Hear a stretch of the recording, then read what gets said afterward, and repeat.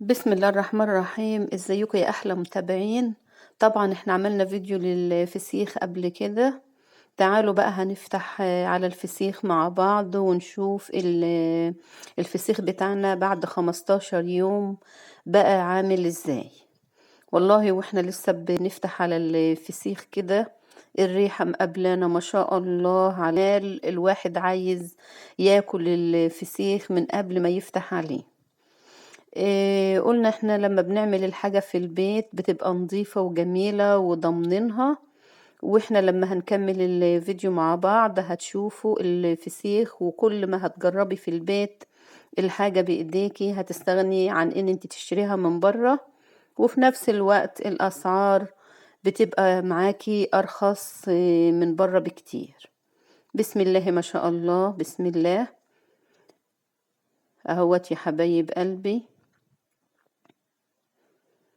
انا كنت عامله اكلتين لو انتوا فاكرين، قلت اكله لبنتي واكله لنا، وان شاء الله ناكل منه قبل رمضان، نعمل شم نسيم في البيت قبل رمضان باذن الله.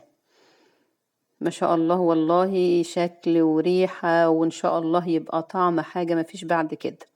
طبعا احنا لسه دلوقتي قلبنا الاكياس مع بعض زي ما احنا شايفين كده، وهنسيبه 10 ايام كمان، وبعد كده هنفتح عليه لان احنا محدقينه والجو كان لسه برد فبيغيب معانا شوية زي ما احنا قلنا.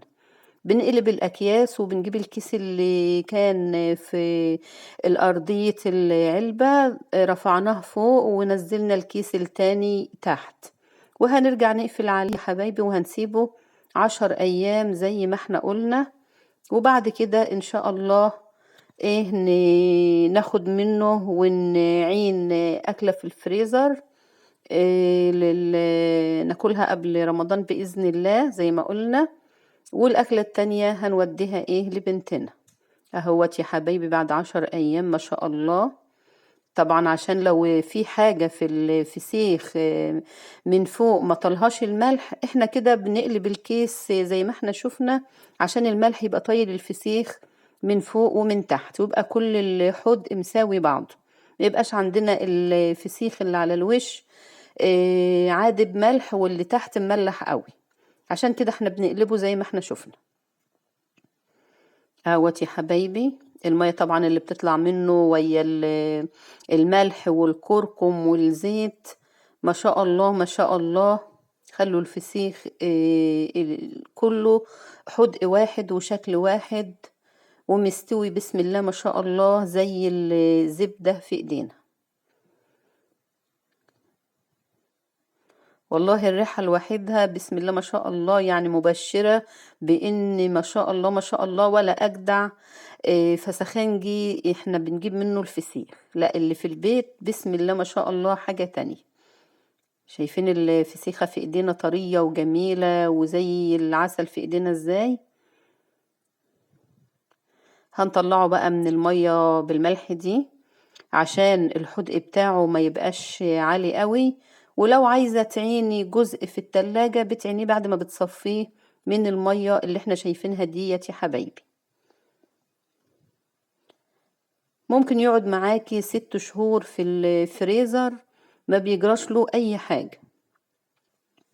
يعني ممكن تحدقي أكلة واتنين وتاخدي جزء منها والجزء التاني تعينيه في الفريزر زي ما احنا شايفين كده، نقلناه في أكياس نضيفة وهيقعد معاكي مسافة كبيرة زي ما احنا قلنا، وطلعي منه تاكلي انتي واولادك في الوقت اللي انتي عاوزاه. ديت الاكلة دي هنقفل عليها وهنعينها.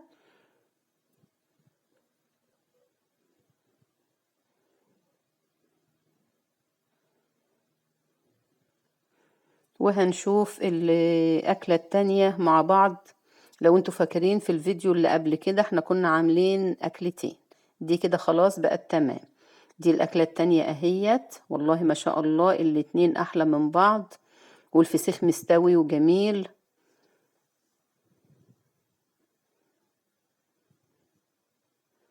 ولو تابعتي الخطوات في الفيديو الأولاني والفيديو ده وجربت ان انت تعملي الحاجة في البيت بسم الله ما شاء الله أحلى من بره بكتير بكتير بكتير. واتمنى ان انتوا تجربوا الطريقة واعرف التعليقات بتاعتكم على القناة. بسم الله ما شاء الله يا حبايبي، شايفين الفسيخ ما شاء الله جميل ازاي.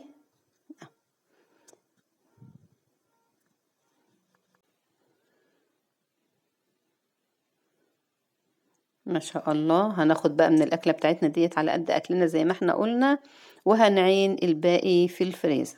أتمنى إن الطريقة تعجبكم وإن الفيديو ينال إعجابكم، وأحب أعرف تعليقاتكم على القناة. وأحلى فسيخ هتعمليه بإيديكي في البيت، وبألف صحة وعافية يا رب، وكل عام وإنتم بخير يا حبايبي.